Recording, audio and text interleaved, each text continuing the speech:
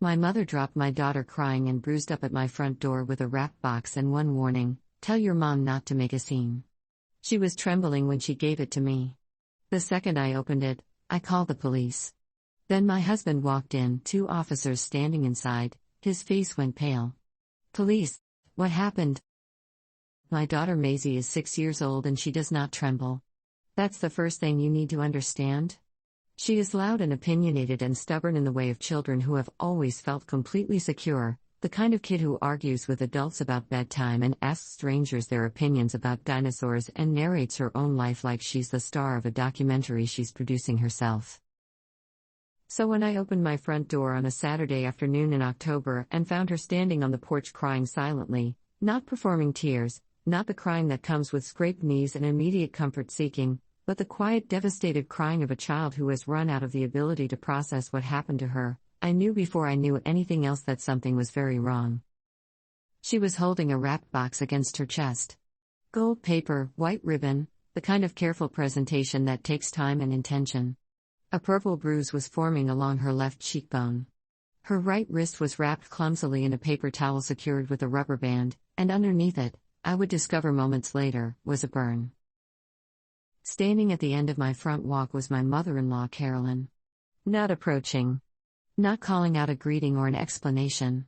Just standing there with her car keys in her hand and an expression I'd never seen on her face in 8 years of knowing her, something tight and cornered and calculating all at once.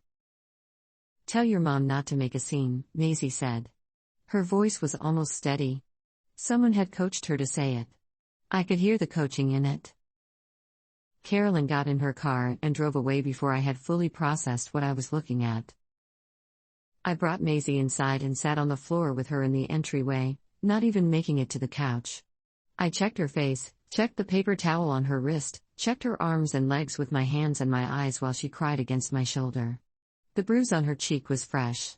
The burn on her wrist was a circular mark, small and deliberate in shape, the kind that doesn't come from accidentally brushing against something hot. "What happened to your wrist, baby?" I asked, keeping my voice even in the way that took everything I had. "Grandma Carol's cigarette," Maisie said.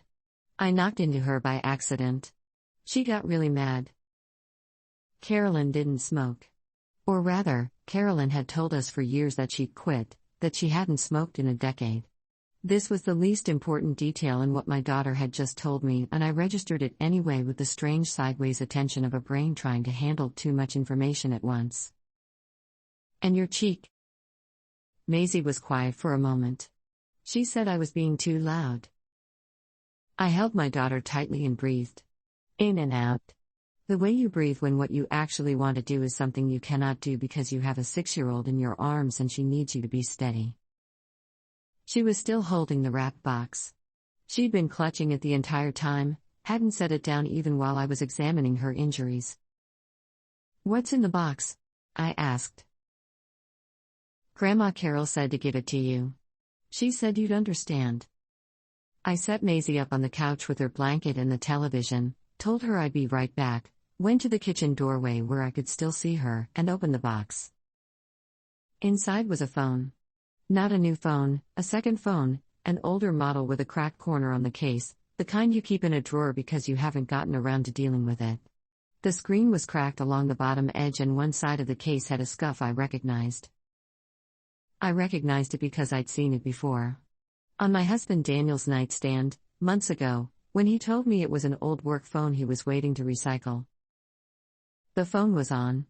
Someone had plugged it in recently enough that the battery was at 70%. And the message thread that was open on the screen, the one Carolyn had apparently opened and left visible, intentionally, the one she'd wrapped in gold paper and had my bruised 6-year-old daughter carry to my front door as her opening statement in whatever this was between my husband and Carolyn's daughter. Carolyn's daughter Stephanie. My husband's sister. The thread went back 14 months. I read enough of it to understand what I was looking at. Then I set the phone face down on the kitchen counter, went back to Maisie, kissed the top of her head, picked up my own phone, and called 911. Not the non-emergency line. Not a friend, not my mother, not a lawyer. I called 911 because my daughter had a burn on her wrist from a cigarette and a bruise on her cheek, and I needed those injuries documented by people whose documentation carried legal weight, and I needed that to happen before another hour passed. The dispatcher was efficient. I explained that my minor child had been returned to me with visible injuries consistent with physical abuse, that I knew who had inflicted them and where that person could be found, and that I had additional evidence related to a separate matter that I needed to have documented simultaneously. She told me 2 officers would be there within 15 minutes. I used those 15 minutes carefully.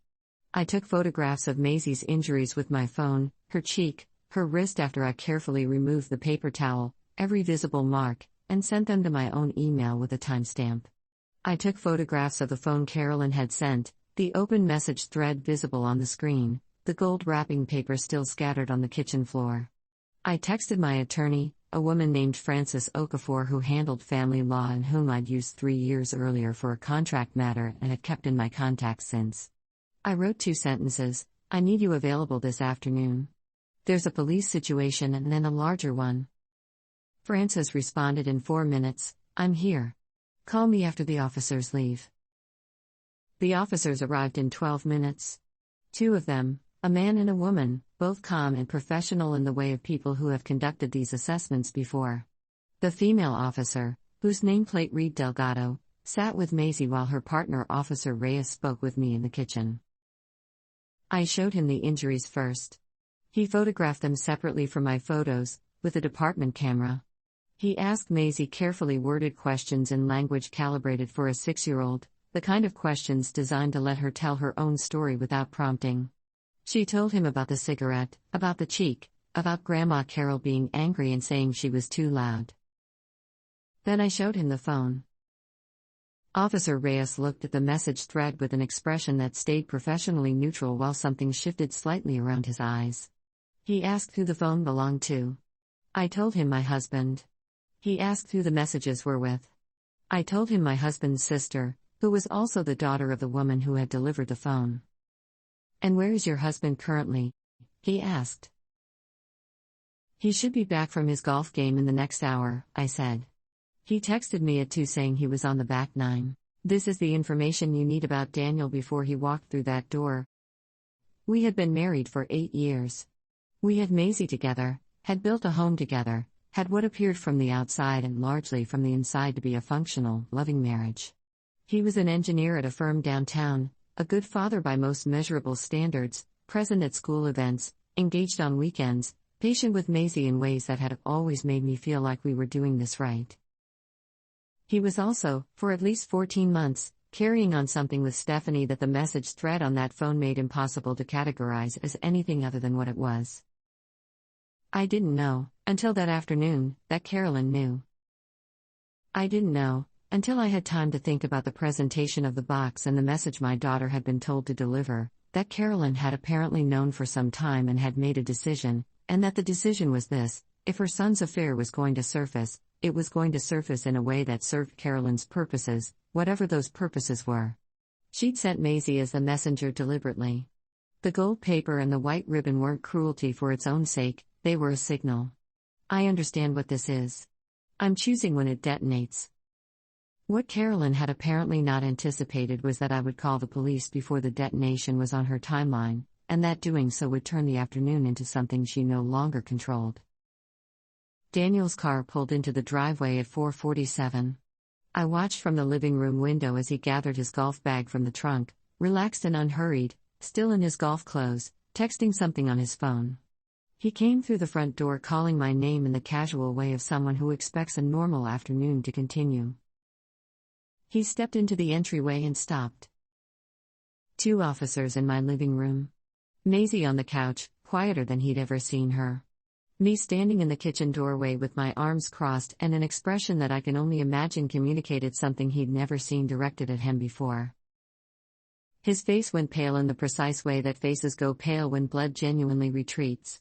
It happened visibly, like watching weather change. "Police," he said. "What happened?" "Your daughter was dropped off by your mother with a cigarette burn on her wrist and a bruise on her cheek," I said. My voice was very calm.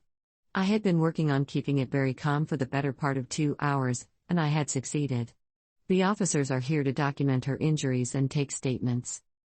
He moved toward Maisie immediately, and I watched his face do something complicated as he got close enough to see what I described. He touched her cheek gently and she let him, which meant she wasn't frightened of him specifically, which was one data point I needed. "Mom did this," he said. He sounded genuinely shocked, and I believe the shock was genuine, which told me that Carolyn had been running her own operation without fully involving her son. "There's also a phone," I said. He turned to look at me. "In the kitchen. On the counter.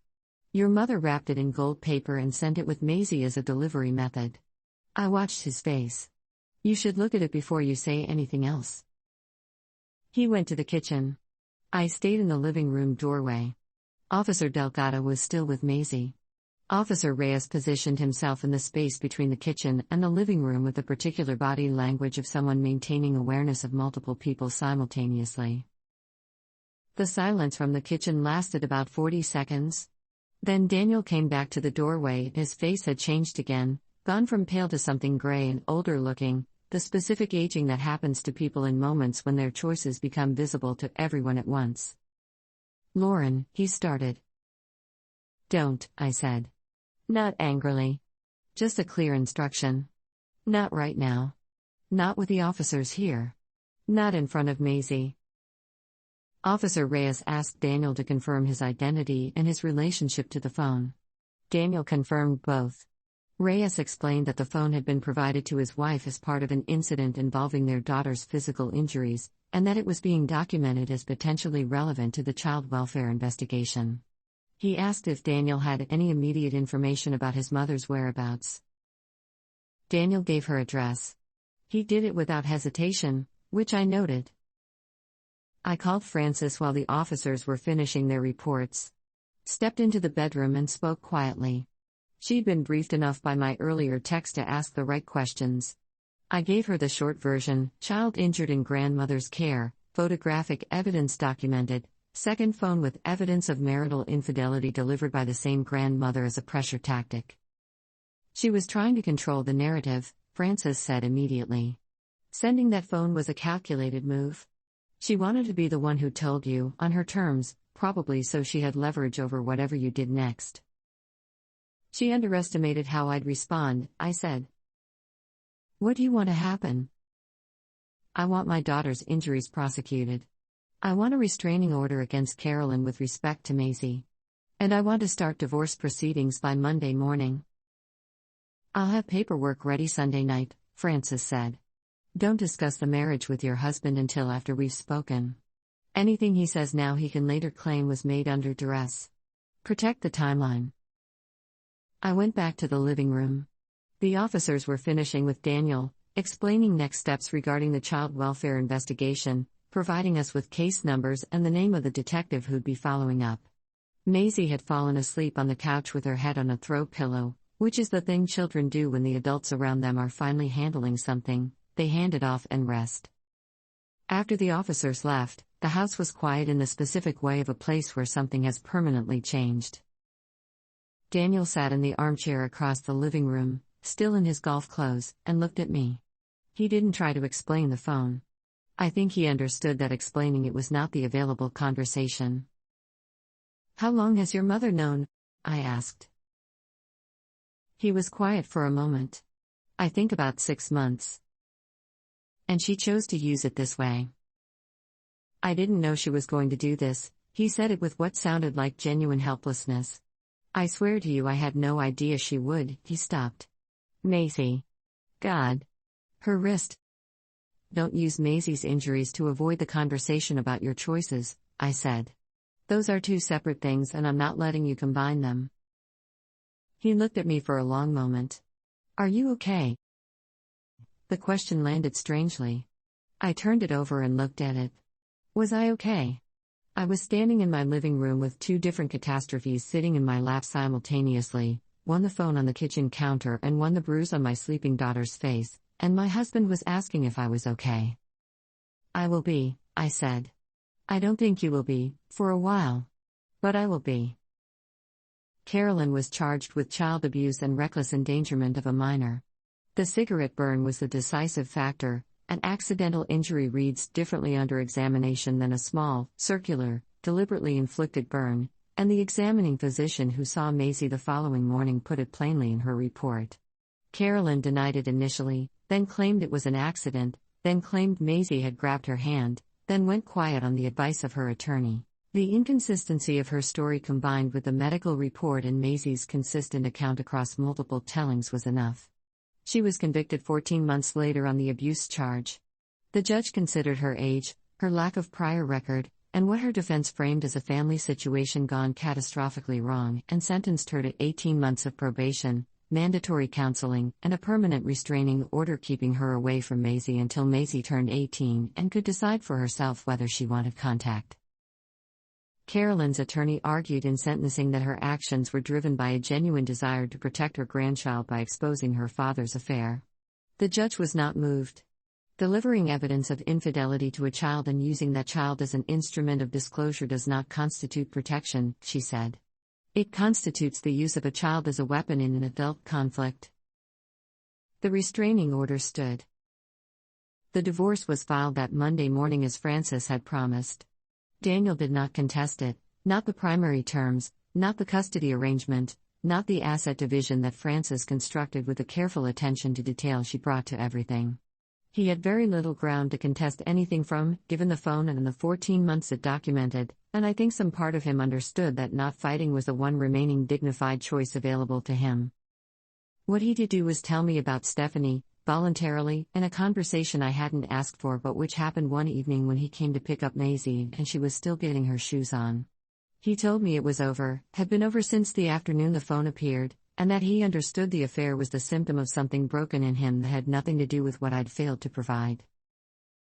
I appreciated the last part. A lot of men in his position would have found ways to make it about me. Your mother knew for 6 months and said nothing to you about ending it, I said. She sat on it and chose her moment. I know, he said. She used our daughter to deliver it. She sent Maisie to my door hurt and frightened carrying a wrap box. I know, he said again. He sounded gutted. I don't know who she is. I thought I did. Stephanie moved away about 4 months after everything became public. Another city, a new job. We'd never been close. She was 8 years younger than Daniel and we'd had the cordial but distant relationship of people connected by someone else rather than by genuine affinity, so her absence from my life cost me nothing. Whether she and Daniel had any contact after the affair ended I didn't know and didn't ask. The divorce finalized 11 months after I opened the box on the kitchen floor. I kept the house. We'd agreed on that quickly. Daniel moved into an apartment. Maisie split her time between us on a schedule Frances had structured to prioritize her school routine and her sense of stability. She adjusted with the resilience of children who know they are loved by both parents, even when those parents cannot be in the same room without a specific heaviness that takes years to dissipate. She started swimming lessons that winter and discovered a talent for it that stunned her coach, who called me after the 3rd session to say my daughter had the most natural form he'd seen in a 6-year-old. She swims 4 days a week now and talks about the Olympics with the earnest certainty of someone who hasn't yet learned to be embarrassed by her own ambitions. The burn on her wrist faded to a scar that's barely visible now. She knows it happened, knows that Grandma Carol hurt her and did something wrong and went to court for it. We've talked about it in the careful way you talk to children about adult failures, honestly, in language scaled to what she can hold, with the consistent assurance that none of it was her fault and that the people who were supposed to protect her have systems in place to do so even when individual people fail. She hasn't asked to see Carolyn. At 6, then 7, then 8 years old, she has never once asked. Whether that changes as she gets older is something I hold space for without projecting onto. She'll make that decision when it's hers to make. I think about that Saturday afternoon often, the specific few minutes between opening my front door and opening the wrap box, the way those minutes asked me to be 2 separate people simultaneously. The mother examining her daughter's injuries. The wife examining her marriage's evidence. Neither role leaving any room for the shock that was trying to come in at the edges. What I did in those minutes, almost without deciding to do it, was sequence things correctly.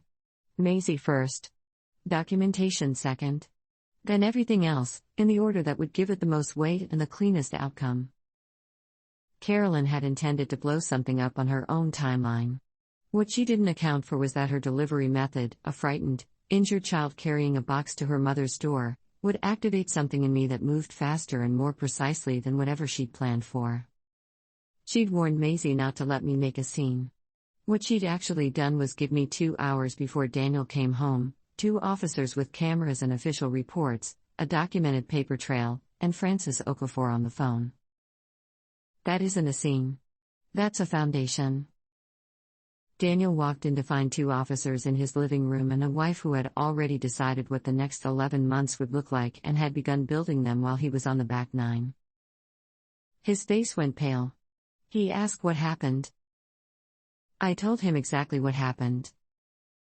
And then I let the foundation hold everything up, the case, the divorce, my daughter's future, my own, the way foundations are supposed to, quietly and completely, while everything built on less solid ground came apart.